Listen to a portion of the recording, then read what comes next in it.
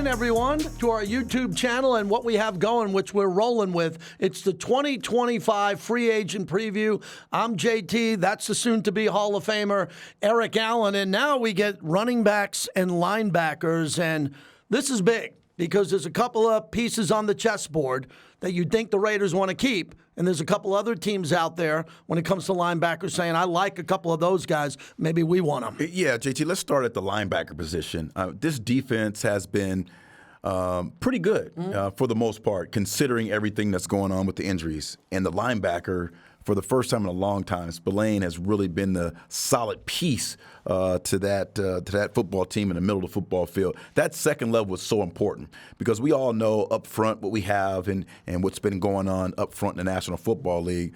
But the trend towards going towards smaller guys on the second level, I think, has come back to hurt a lot of people. And Spillane is not a little guy. Spillane is going to be there in the middle of the football field, and these linebackers need to understand we're going to get back to teams running the football. So we need some guys to go downhill, putting their hats on the football, causing havoc, making some turnovers. And Spillane, who's a free agent right now, has definitely been that kind of guy for the Raiders. Well, we know that Spillane is going to have interest with other teams. Yes, he is. He did that coming from Pittsburgh. Not a lot of people wanted him. The Raiders took a shot with him. He turned out to live up to that deal and maybe more here. I find that really interesting because if Spillane isn't here, the Raiders got to get rolling and replace him. Yeah. So I would hope that Spillane is on the same page with Patrick Graham, Pete Carroll, John Spidek, and they are working on trying to do something special here because it's just an important piece. He's one of those guys on game day you don't have to worry about. Never, because the work he puts in during the week in preparation.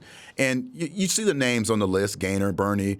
Spillane is a middle linebacker. A lot of these guys can go and play Will, they can play Sam, which is not middle linebacker. You're the guy who's wearing the green dot on your helmet. You're communicating with the sideline. You're communicating with the front. You're communicating with the back end. You're the person who ties all that in. Sometimes a younger guy, that's just overwhelming. You just want a younger guy to be able to go out and cover a guy or play or make a play on the boundary.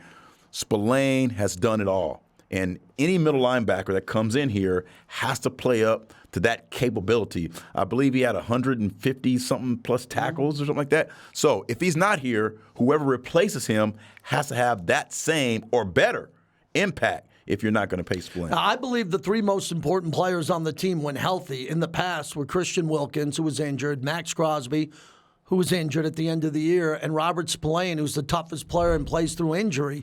If those three core guys can come back, 3 out of the 11 starters, to have those players all with the chip on their shoulder underneath Pete Carroll competing every day, and they competed hard with the former regimes and coaches too, but this is just different now with Pete on what he's going to demand from this defense because he's a defensive head coach here, and I can't wait to see what he does with Patrick Graham as they evaluate this roster. That's right. And when you have a defense, it has to be strong up the middle. So you have to have your defensive tackle playing at a really high level, your middle linebacker playing at a high level, and those two safeties playing at a high level. As we saw in the Super Bowl, if you have strength up the middle of the football field, that allows those perimeter players to really make plays. That end, that pass rushing end, those cornerbacks not having to have to cover for long. So again, I think we're going to be strong at the middle. Now, when we go on the other side of football, same thing. We need the offensive line to help make that running back room a lot better. And our running backs have to find a way to be able to run with power, with speed, that explosiveness, elusiveness. We need the running backs to kind of raise their bar, raise their level, so we'll be able to be in those situations where we can take advantage of the play action pass. Well, the Raiders were last in rushing last year at 79.8 yards a game and also last in rush yards at 3.6. That will be better. It can't go anywhere else. It's going to go up, but how significantly can it move here? And all I've talked about on radio was about the combine, and there's so much depth at running back. And I get that. Ashton Genty near the top. But who are the Raiders going to keep here? Sincere McCormick, I like the way he played when he got a chance. Another injury. Abdullah had a really good year. A really good leader on this team. Good player. Madison filled his role. But when it comes to Zamir White, I don't know what the future holds for him because I was all in I was all in on him last year. I thought he was going to have an explosive year. I was on the wrong side of that. But the offensive line has been a problem, blowing open holes here. So this has got to be the priority. Everybody says it's Raider quarterback. I get it. Running back's important under Chip Kelly and Pete Carroll. Without a doubt. And you have to find a way to say, was Zamir White's up and down season cause for the offensive line not providing holes for him? Was his running style a little bit different? Remember, he kind of changed and adapted and got a little bit heavier. Yeah, he did. Coming into this year. So is it an opportunity for him to go back to his normal playing weight and then getting with the offensive line that has gotten better to see if maybe that was the issue? And hopefully it was for this young man. And hopefully he's going to have an incredible career because that's what we thought coming into last year. Dylan Lobby, didn't get a lot of time, but he's a guy who wants to be kind of a change of pace, third down back. So you have Sasir McCormick at the end of the year. I thought he really provided a really good spark for this football team. Unfortunately, the injury bug was just too much for our football team last year. And you are right. Abdullah, I think, is a versatile player, can do a little bit of everything. Can catch the ball at the backfield, have some spark in him on first down, can do some special teams things. Those are all important areas and aspects of football that your running back, that third guy, has to be a special teams player. But we need a kind of back who can dominate a football game. I like Najee Harris. I've been saying that because I watched him play a lot. Yes. I think he'd be solid in the passing game and the running game, but overall, there's not a lot of free agents at running back. And it's amazing because of Saquon Barkley and Derrick Henry. And what we saw last year at the running back position was so explosive and the game changers who played in those groups. And now I think like the running back position. It's back. They're getting their flowers again. They're back, JT. Yeah, it's back. I can remember back to those old 90s and early 2000s when, the Raiders would roll out Wheatley and Charlie Garner and all those guys. Yeah. They had an impact. Zach Crockett. The running game provides an opportunity for your football team to come to the ballpark each and every week and say, we're going to be more physical than you are. And that first starts with the running game, running the football and stopping the run. Those are things that are going to carry through, and that's what carried through this year. Because the Chiefs, the last 5-6 seasons have been so dominant, and Patrick Mahomes is so great that we kind of lost track of what a running back really provides. And this year, I think with the return of all those great running teams we've seen, and hopefully Chip Kelly and Coach Pete are able to bring that back to the Raiders. Well, I love throwing it to Brock. I love the deep ball. Love the deep ball, but I really believe the Raiders are going to get back to running the football. Yeah, me too. They have to because of the style of this coaching staff. When we come back, a guy who liked to run block. He could pass protect as good as anybody, but Lincoln Kennedy was a road grader. He will join us next as we continue with the 2025 NFL Free Agency Special.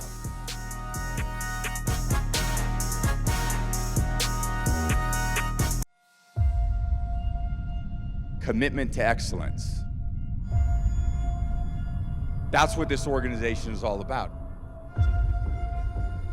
If there's one thing I know about football, it's hard. Who will be the next Raiders head coach to lead the Silver and Black into Allegiant Stadium?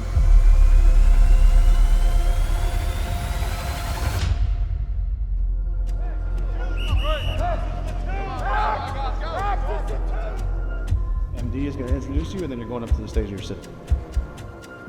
Here to introduce the head coach of the Las Vegas Raiders. Come find you guys and get this thing rolling as soon as possible.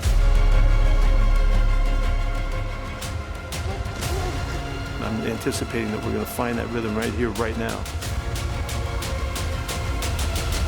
Everybody's going to hear us.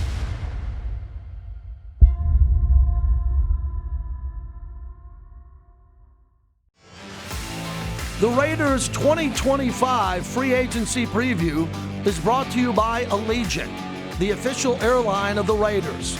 Low fares, non-stop flights, only at Allegiant.com. Welcome back to the 2025 Raiders free agency preview. Eric Allen along with JT. Lincoln Kennedy joins us, and we're going to look at the running backs as we get rolling here. And Link, it's obvious the Raiders really, really struggled in the running game as one of the great offensive linemen tackles to play for this team. Let's start off with big picture on how important it is to improve this running back room and get this unit going.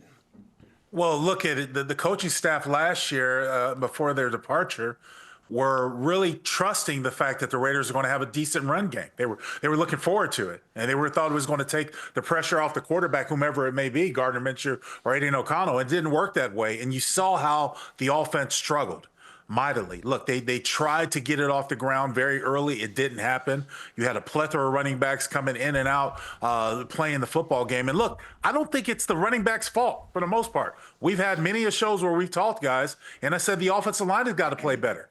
Whether it comes down to man blocking or area blocking, the preference of looking at the guys in front of you because it was so inconsistent, it's really hard to gauge. But going forward, you're going to have that running game. So it's important. It's invaluable for the Raiders to find a way to get this running game off the ground. I don't want to look in the rearview mirror, guys, but a couple years ago we had Josh Jacobs. And Josh makes a lot of mistakes up front.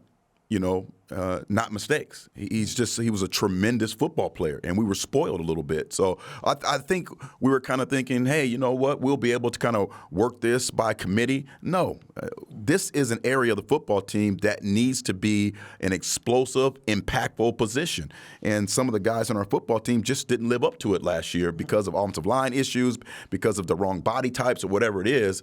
This is an area that needs to be addressed immediately. There's a lot of guys in free agency who's going to hit the market who could provide some explosiveness and impact for our football team. But it goes back to what type of football team are we going to have this year? And the type of football that I saw last year that worked was, complementary, right? Had a running game that was able to get 4 or 5 yards on first down. So it gives you an opportunity on second down to be able to either throw short or take a shot or do whatever, but we didn't have that. So imagine going into a game, Link, and not having the confidence and being able to run the football. I mean, can you imagine that? No, I couldn't, to be honest with you, EA, because I thought it as a great deal of pride as an offensive lineman to be able to run the football. Look, I'd much rather run the football than want to pass the football. I don't want to catch guys all the time. I want to go out there and take the aggression to them. So I'd much rather want to push them rather than have them push me. But much to your point, and to further the point, look, when we look at the running back room, I don't think this was a problem with the Raiders. You look how the running back room came on late and came available. I mean, Sincere McCormick, before he hurt himself, had a promising couple of games. We saw throughout the season guys play well. Didn't really think they were going to do that, show up and show out. But I know this. With Chip Kelly coming and being the new offensive coordinator for the Raiders, Chip, when he was at Oregon, was notorious for going sideline to sideline to try to spread people out. Now, we saw semblance of that this past season with a lot of these tunnel and bubble screens, but for the most part, these are what Chip liked to use as extended runs when you're throwing the ball out to the flat, and we've seen more and more teams do that, even with the blocker. It's almost like a mini screen that they set up where a blocker might drift out in space, and that player that's covering that running back coming out of space is taken up and blocked, and it's like an extended run on the edge. So you have to see that. These running backs need to play better, yes, but this offensive line is the ones I blame. Yeah, all of our viewers and listeners know that this draft class is loaded. Yeah. Loaded Right. at running back. But that could be tricky because Zamir White played at Georgia, and he was Yes. a really good player at Georgia, and he didn't live up to it. And again, Lincoln, you were kind to say that. I think I agree with you that a lot of holes weren't open for Zamir White. But that was really disappointing last year because the Raiders were last in the NFL in rushing yards, last in yards per attempt, and fifth fewest in the NFL with rushing TDs. I think you got to scrape it. You got to start over again because of Pete Carroll from the Marshawn Lynch days wants a heavy dose of running to set up the pass. And Chip Kelly, Najee Harris is someone that I have circled here out of Pittsburgh. We've seen him the last couple of years play. He's a good player. If he becomes available, that's a guy you plug and play. He becomes a starter. But, EA, I'll start with you. Everybody's talking off the combine that you could be able to get a great running back early, like an Ashton Genty at number 6. The Ohio State running backs are available, but I don't want to. I want to make sure we don't wait for the 5th round to go get a running back and act like it's going to change everything. I hear you. And Link, here's what I'm saying with this. I think it's not just one running back. I think you need 2 guys. Okay. You have to have 2 guys. And I would really like to have a veteran, maybe a Najee Harris, Aaron Jones, somebody older, more established who can sit in the meeting room with a young guy and kind of understand, like, here's what you need to do. Here's how you need to keep your body. I understand the rigors of playing running back in the National Football League are very, very difficult. You need 2 guys. You need the opportunity to be able to have a complete game and have the ability to be able to carry the ball 25, 30 times a game in situations to maybe keep the ball away from Patrick Mahomes. That's key. That's an area that you have to address, and one of these older guys in free agency could be a good find for this football team as long as he's willing to understand you're going to have the young guy behind you maybe backing you up. Well, my issue with Najee Harris, especially out of Pittsburgh, the last couple of years, I've noticed that Harris sometimes is reluctant to get downhill right now. Kind of dances around a little bit in the backfield, trying to find a hole. Unfortunately, that doesn't work by today's standards, especially when you talk about the defensive tackles, the Chris Joneses that are in the league. They're not going to wait. They're not going to allow you to wait. So you got to get downhill. That's my biggest issue. But much to your point, JT, the only thing I'm saying is that I don't think running back is a glaring issue. Yes, you need 1 or 2 to be able to carry the weight, but it's not a something that I see you can emphasize or really stress out, not only in free agency, but the early part of the draft.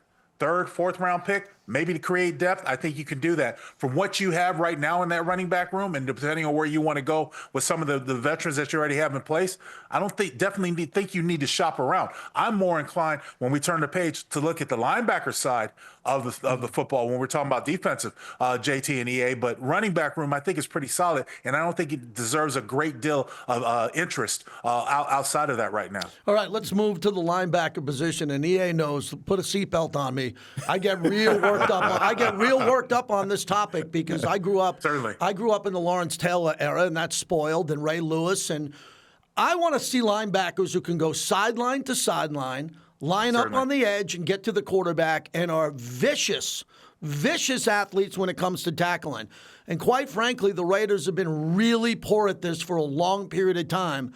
But we got Robert Spillane now, who is a free agent. And I think even Lincoln, I'll start with you, is really well respected in this building now. And Patrick Graham is back. Do you think that's a clue, Lincoln Kennedy, with Patrick Graham being back, calling his defense, that he should be a lock? Because there's no locks, but pretty comfortable that Spillane will be getting an offer to be back here? I would love for Spillane to come back. I think that he has shown so much growth and progression the last couple of years coming over from Pittsburgh. Look, I know when they first got him the Steelers, I said one thing about this young man is he was good at covering backs out of the backfield and covering tight ends, which was a huge blemish on the Raiders defense. But now with Patrick Graham, the job of him coming back, I do think that's a good sign for Spillane, and I hope that he is re-signed because I think he's invaluable. There are other guys out there. You know, you talk about Greenlaw, coming from the San Francisco, but he's also coming off of a Achilles injury, I believe. And look, Devin Bush, I played with his father coming out of Florida State and Atlanta. I thought he was a pretty solid linebacker. There are linebackers out there, but much to your point, EA, it's absolutely invaluable because the big defense that the Raiders play, even when they have their 2 linebackers, it's kind of a sort of an offset of the dime defense where it's one linebacker and the rest are pretty much cover guys, whether they're glorified safeties or stuff like that. So it's really tricky to say how you're going to line up with this look under Patrick Graham's defense, but you do need a linebacker that can cover sideline to sideline. Spillane has done a good job. He was a tackling machine. I think he played extremely well last year, and I think he deserved a contract. You know what? 158 tackles. Spillane has been a guy who's a 3-down football player. He's made some plays on the ball. I love his attitude. I love his locker room mentality. He's a guy who can play and is healthy for the most part. But are we going to see a trend going back to when you're playing the Chargers, when you're playing the Kansas City Chiefs? Are we going to see a trend where we're now seeing 2 linebackers, even 3 linebackers on the football field because of the personnel of the offense? I think that's maybe the trend going forward. You know, the Chargers are going to try and play some slobber-knocking offense, line up with fullbacks in the backfield, those kind of things. So to be able to respond to that, you're going to need not just one linebacker and 2 cover guys. You're going to need maybe 2 legit linebackers. So when you think about free agency, Zach Bond is not going anywhere, right? I mean, he's the best linebacker the Eagles have had in a long time. He's not going anywhere. But you look down, you see Bobby Wagner. Where's Bobby Wagner at? Where did he get his start? With the Seattle Seahawks. He's seen everything. He's done everything. He's a winning football player. Maybe Bobby Wagner finds his way here to Las Vegas to help out Spillane dealing with these packages that we may see coming up here in next couple of years. Well, how about Bobby this? Wagner is 35 years old, so I don't know if you definitely want to go that route. I mean, depending on how much you want to commit to free agency. Because you know, as I do, EA, a lot of guys at the tail end of their career, if they have a chance to stretch free agency, what they're doing? They're going for that big contract. They're going for that career-closing contract. Give me that big deal, and let me see where it goes. Look, why don't you go after Nick Bolton from the Chiefs? If they're going to franchise Trey Smith, their offensive lineman, they're probably going to leave some guys open. And Nick Bolton was one of the linebackers that's great at covering sideline to sideline. He might be an asset. You steal from the Chiefs. But there are some good players out there. You do, much to your point, and I agree with you, EA, the old Raiders defense, what I call the double eagle defense, where they cover up all 5 interior offensive linemen with defensive linemen, I think those days are done, because if you miss with the line of scrimmage, there's really no one back there to really make the play. That's right. Whether it's a safety who's taking a bad angle, or a corner who's playing man-on-man, has his back to the ball before it's past him. So you got to have more linebackers in the box to help you control or sort of curtail that running game that a lot of people are using in the NFL. Well, we probably have one more year to find someone who will hit Kelsey at the line of scrimmage. Yeah. Right? One more. Yep. One more No chance. doubt. If he comes back, we're going to have one guy that's going to line up in front of Kelsey, put his hands on him, which we haven't been able to do in a decade. And that's been a monster problem, and I think that was the weakness to the Raiders when offenses looked at the Raiders and said, you can't match up with a tight end at linebacker with someone athletic enough to drop into coverage. And if it happens in the draft, if it happens in free agencies, that's something big that the Raiders have to improve on. Lincoln, we're keeping you busy, man. Thanks a lot for doing this. You're the best. Thanks, Link. Anytime, guys. I appreciate it. Nothing better than talking to the great Lincoln Kennedy, your San Diego guy. My homeboy. He's excited for you. And I think with Lincoln, you get a chance to hear pure honesty and a former teammate like yourself who wants to win. Yeah, he wants to win, and it's a certain way of winning for him. And I think he sheds light on a lot of things that been covered up a little bit. So Lincoln's always great. We want to thank everybody who tuned in and watched all of these special shows that we're able to do. If you missed any of the broadcasts, they're right up there again. You can get the quarterbacks and safeties, O-line, D-line, the cornerbacks and wide receivers, and, of course, the running backs and linebackers. That'll live on the Raiders YouTube channel. For Eric Allen, I'm JT, and let's thank everyone at Silver and Black Productions for an unbelievable job setting us up here, getting us the great guest and all the information that we need, and always keep it to Raiders.com. Thank you, everybody.